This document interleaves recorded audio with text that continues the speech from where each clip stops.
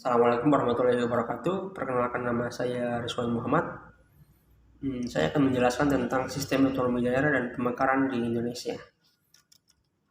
Otonomi daerah di Indonesia pada masa sebelum 1998, kekuasaan pemerintah pusat negara Republik Indonesia sangat sentralistik atau terpusat di Jakarta, dan semua daerah di Republik ini menjadi perpanjangan tangan kekuasaan Jakarta.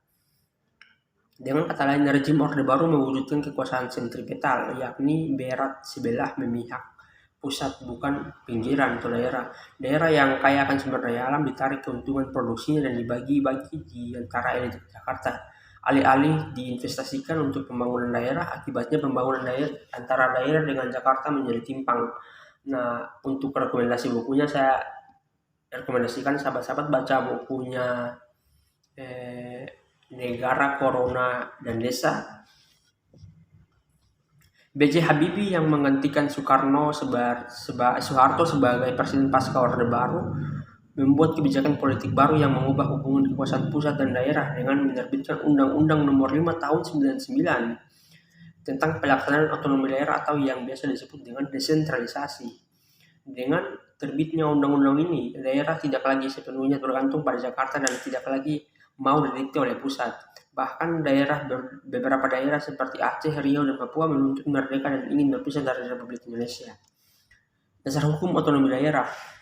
Pemberlakuan sistem otonomi daerah merupakan amanat yang diberikan oleh Undang-Undang Dasar Negara Republik Indonesia tahun 1995. Amandemen kedua tahun 2000 untuk dilaksanakan berdasarkan undang-undang yang dibentuk khusus untuk mengatur pemerintah daerah. Undang-Undang 1945 pasca amandemen itu telah mencantumkan permasalahan pemerintahan daerah dalam bab 6, yaitu pasal 18A dan 18B.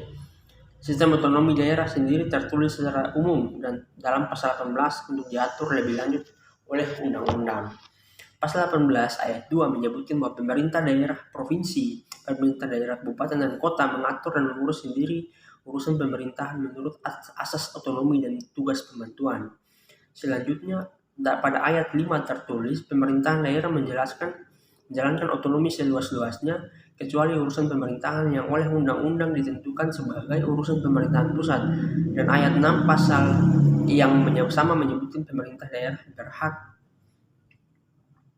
mengatur serta menetapkan peraturan daerah dan peraturan-peraturan lain untuk melaksanakan otonomi dan tugas pembantuan.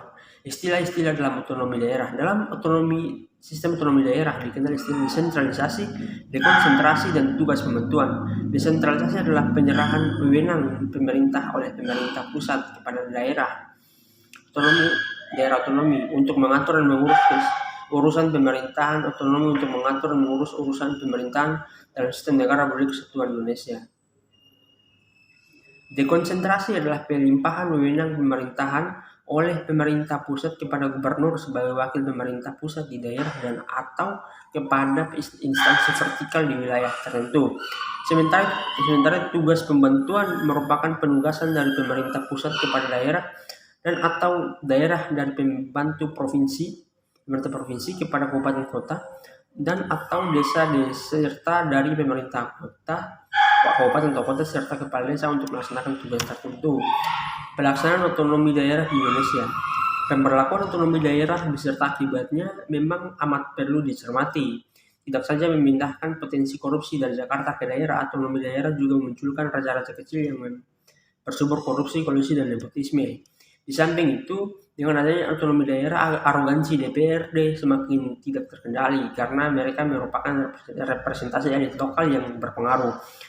Karena perannya itu di tengah suasana demokrasi yang belum terbangun di tingkat lokal, DPRD dan akan menjadi kekuatan politik baru yang sangat rentan terhadap korupsi. Sebagai contoh dari kenyataan tersebut, sejak pelaksanaan otonomi daerah, pemerintah Kabupaten Deli Serdang, Sumatera Utara telah membuat 43 perda. Dari perda itu, sebagian berkaitan dengan peningkatan pendapatan daerah, yakni perda tentang retribusi dan pajak. Pembuatan perda semuanya berasal dari eksekutif, kemudian dibawa untuk dibahas di DPRD. Biasanya DPRD tinggal mengesahkannya saja. Setelah dilakukan pengesahan, perda-perda itu baru disosialisasikan ke publik. Meskipun Pemkab Deli Serdang cukup produktif dalam mengeluarkan peraturan, tidak demikian dengan pelayanan publik yang mereka berikan. Dasar hukum pemekaran suatu wilayah, pasal 18B ayat 1 bahwa negara mengakui dan menghormati suatu satuan-satuan pemerintahan daerah yang bersifat khusus dan bersifat istimewa yang diatur dengan undang-undang.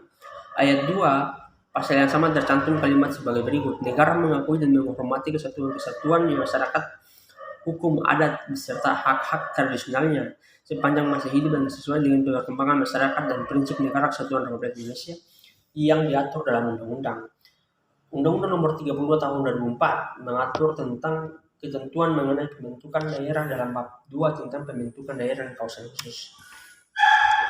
Syarat teknis pembentukan suatu daerah. Yang pertama yaitu syarat teknis dari pembentukan daerah baru harus meliputi faktor yang menjadi dasar pembentukan daerah yang mencakup faktor-faktor di bawah ini. Yang pertama yaitu kemampuan ekonomi. Yang kedua potensi daerah. Yang ketiga sosial budaya. Keempat sosial politik. Kelima bagi pendidikan. Keenam luas daerah. Ketujuh pertahanan. Ke-8 keamanan. Ke-9 faktor lain yang memungkinkan terselenggaranya otonomi daerah. Dan syarat fisik yang dimaksud harus meliputi paling sedikit 5 kabupaten kota untuk pembentukan provinsi, yang paling sedikit 5 kecamatan untuk pembentukan kabupaten, dan 4 kecamatan untuk pembentukan kota. Lokasi calon ibu kota, sarana dan prasarana pemerintahan. Mungkin itu saja yang dapat saya sampaikan. Sekian dan terima kasih.